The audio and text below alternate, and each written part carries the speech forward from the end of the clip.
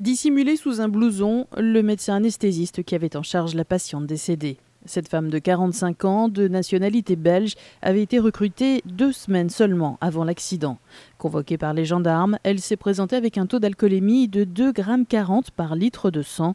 Et selon ses collègues présents au bloc ce soir-là, son état n'était pas approprié à la situation. Au moment de l'intervention, son comportement pouvait être bizarre, anormal, problème de compréhension, de réaction, de vitesse, de réactivité. L'anesthésiste a reconnu un problème pathologique d'alcool. Alors comment l'hôpital a pu lui confier ses patients? La question est de savoir quel était le niveau d'information de l'employeur. Face à la pénurie d'anesthésistes, les établissements font en fait de plus en plus souvent appel à des intérimaires. Ce sont des gens qui arrivent un matin, recrutés par l'administration via des boîtes d'intérim et on ne connaît absolument pas leur cursus et leurs compétences. En plus, le métier d'anesthésiste est un métier difficile. Moi, je sais que dans certains endroits, on sait que des gens sont addicts à la boisson ou parfois aux drogues d'anesthésie, et il ne se passe rien. À ce jour, seul un numéro vert a été mis en place pour les médecins en souffrance ou leurs proches, une ligne d'écoute gratuite et surtout anonyme.